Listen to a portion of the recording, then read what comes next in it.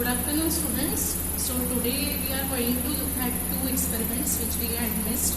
Actually, I had given the explanation, the instructions, as well as what precautions we have to take during recrystallization, how you can remove the impurities, how they are taken care of, how you select the solvent, the criteria for selection of solvent. I had explained everything. In that, we came across one term called as fluted filter paper. Okay? So fluted filter paper, the filter paper is the same, whatever we are using in the lab. The only thing is, we are just changing the shape so that you get a large surface area of filter paper.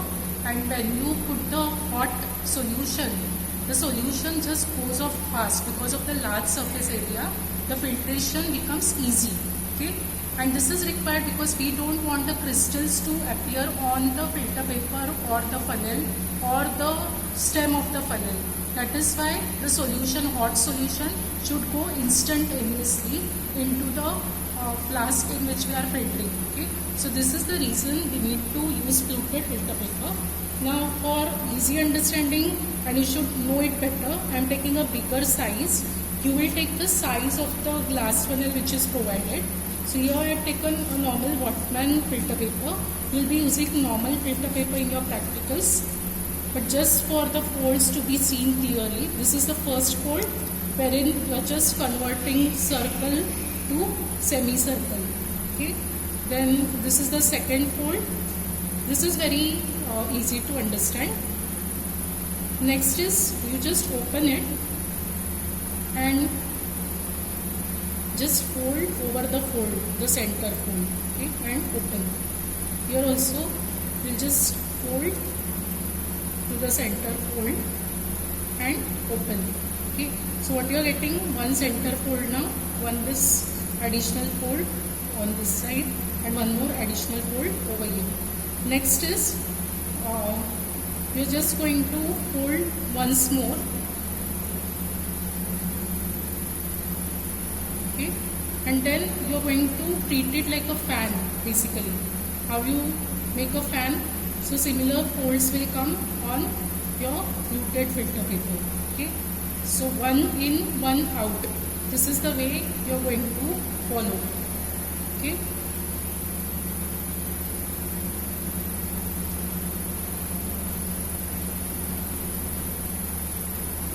This folding of filter papers also I had sent a pic, and if you are interested in reading in details, you can go through the Vogel Practical Organic Chemistry book.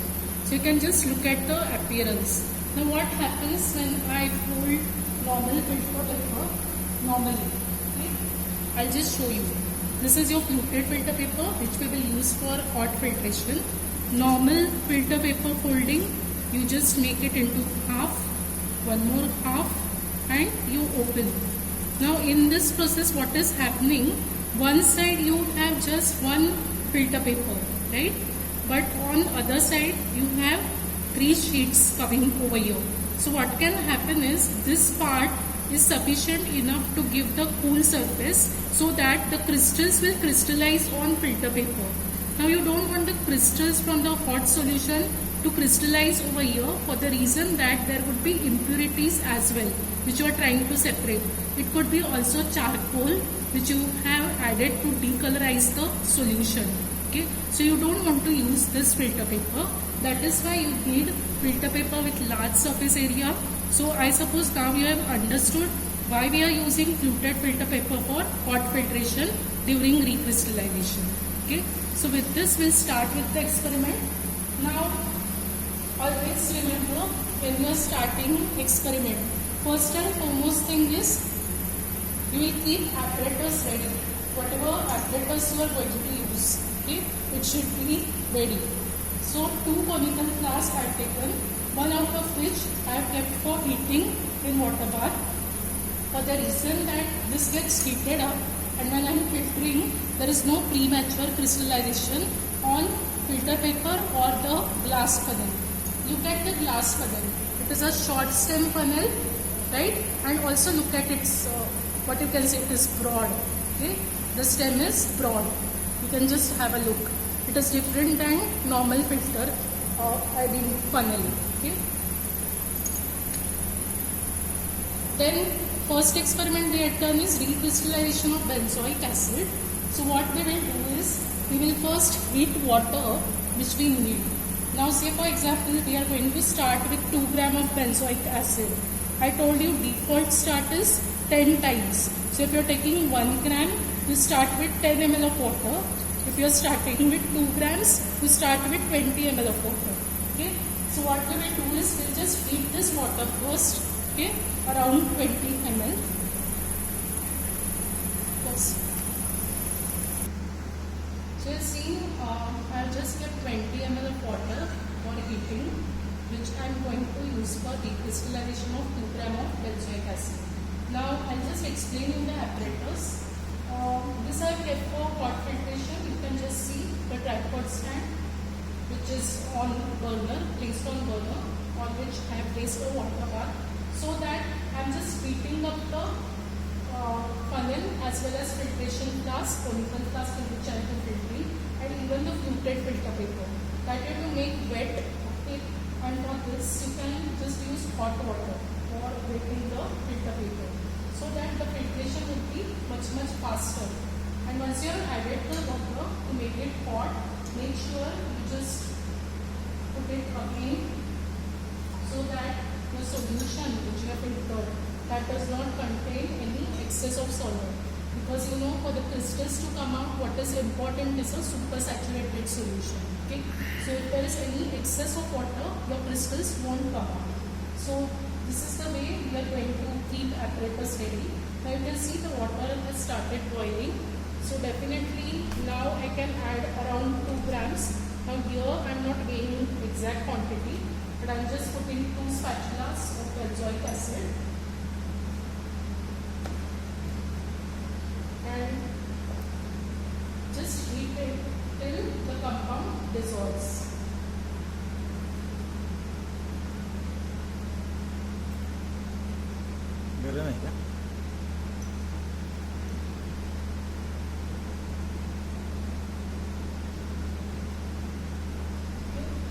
This we are doing purposely, the heating of solution, because we don't want to expose our compound for long time to heat. Okay, so that is why we had heated solution first and then we have added the compound. Now ideally your compound should not stick this way.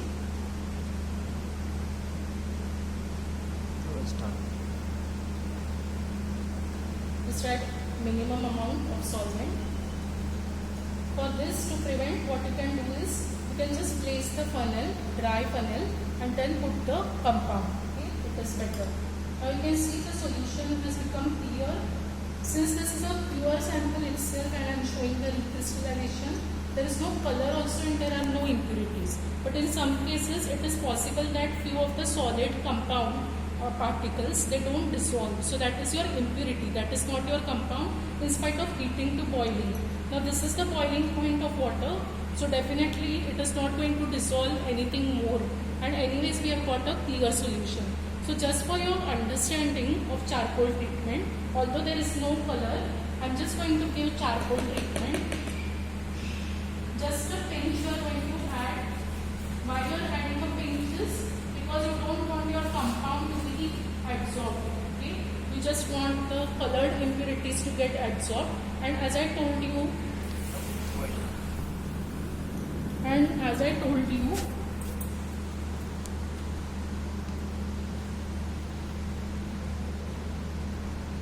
yes, your charcoal, it does not have any sensor. Okay, so definitely along with colored compound, it is going to absorb your compound. Now you just saw the this thing, it was boiling solution. So it is always advisable to bring the temperature slightly down, and once you add charcoal, you will again heat it for some time. Okay, this is called as digestion step, so that whatever colored impurities are there, that will be taken care of. Now what you are going to do is, you just filter this hot. We have already heated up filtration assembly. Okay. So I am just pouring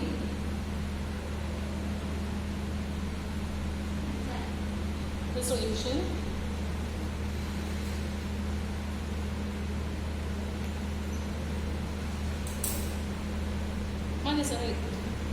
Now you can see even on filter paper you can see some crystals. This is because probably the glass funnel was not hot enough. So what I can do is I can just pour some hot boiling water so that maximum of crystals is taken care of. Okay. Charcoal is going to remain above, even impurities if any is going to remain on the filter paper. So what your solution will contain is only your compound, which on cooling is going to give you crystals. Okay. So this we are just going to place it for cooling. You can just see now most of the crystals have dissolved in hot solution and they have gone in solution. Ideally you should not get any crystals above. Okay.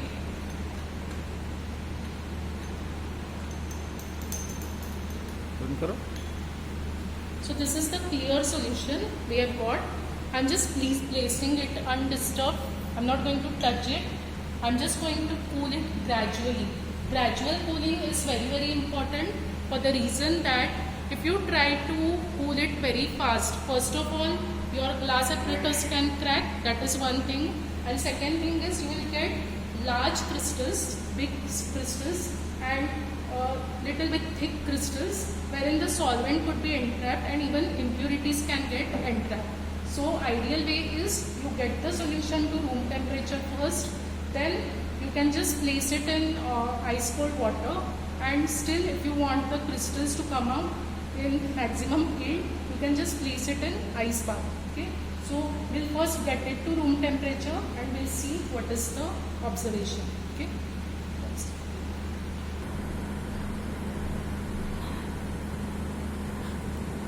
Yes, you can just have a look at the flask now which I have kept for cooling, and down you can see the crystals have started appearing. Okay, beautiful crystals. You can just have a look from all the angles.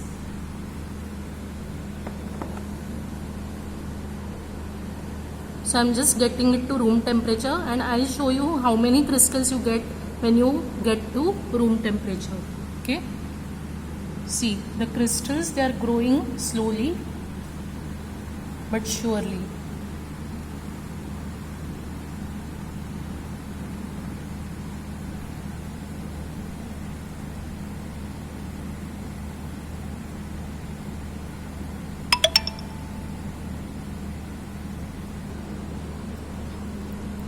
You can just have a look now, the amount of crystals is going on increasing. You are getting very beautiful crystals, right?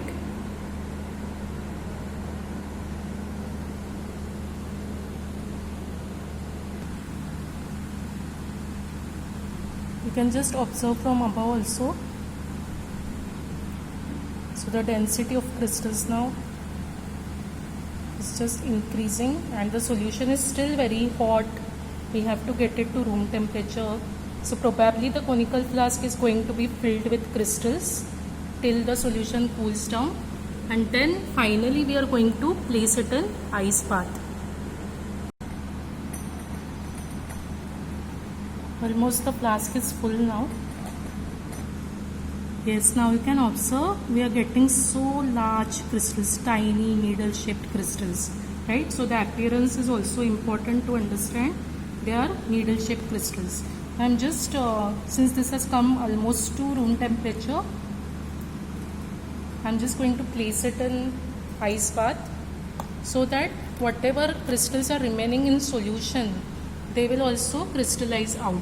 Okay, so we'll just have a look later on. You can just have look at the yield now. The crystals have increased after placing in ice bath. So we can stop now over here and we can just filter these crystals. Okay. Now we have got the crystals easily, but it is quite possible that sometimes crystals don't come out. Okay. Even after cooling to room temperature, even after placing in ice. So what you can do is you can just take the glass rod and you can just scratch the sides of the conical flask this way. Okay.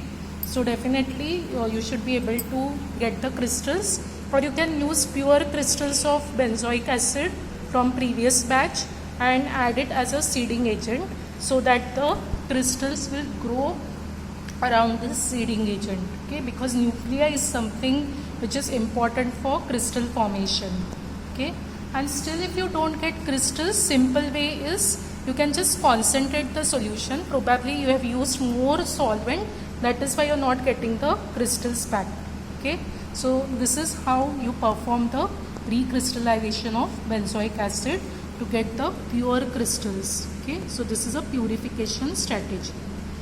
So this is the recrystallization using single solvent, that is water. In the next video we are going to see the recrystallization using a solvent pair or mixed solvents. Thank you.